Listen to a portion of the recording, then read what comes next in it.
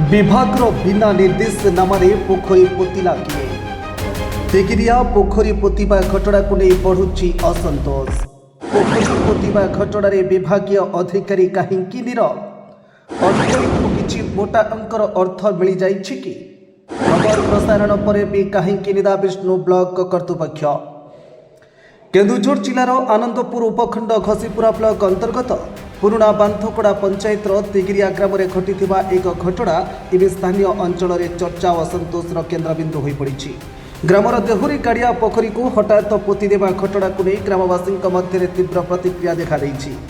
स्थानीय लोकों कहवा अनुसार देहुरी गाड़िया पोखरी दीर्घ वर्ष धरी ग्रामर पानी आवश्यकता पूरण करुला। चाष दैनिक व्यवहार और पशुपालन पर एक मुख्य जलस्रोत, किंतु अचानक भाव किसी लोकों द्वारा यह पोखरी को पोती दि जाइतिबा अभियोग आसुछि। ए घटना को नहीं स्थानीय लोकों मध्य आक्रोश बढ़ुवा बेले विभाग अधिकारी नीरवता एवं अनेक प्रश्न उठाउछि। एते बड़ घटना घटिला परे मध्य कहीं कौन स्पष्ट पदक्षेप देखा जाऊ नहीं। खबर प्रसारण पर मध्य ब्लॉक प्रशासन निदा विष्णु भली चुप रहा सहजरे हजम हेउनाई बोली कहिसंती ग्रामवासी। समस्त घटना पछरे कौनसी अर्थ लेन देन होइथिबा संदेह मध्य उठुछि। अधिकारी माने कि जानी सुनी चुप रहउछंती। किछि प्रभावशाली व्यक्ति चाप रही कि जदि यह सत्य तेबे यह केवल एक पोखरी पोतिबा घटना नुहे बरं प्रशासनिक व्यवस्था उपर एक गभीर प्रश्न चिन्ह।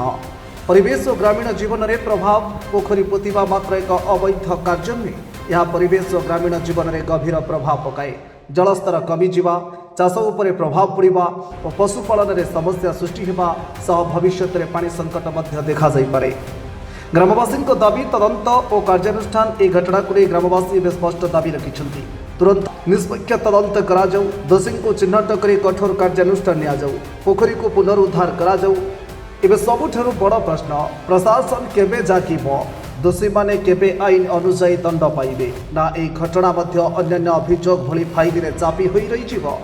तिगिरिया पोखरी पोतिबा घटना एवं केवल ग्रामर एक समस्या नुहे बरं सरकारी व्यवस्था और प्रशासन उपर एक बड़ प्रश्न चिन्ह लगाई।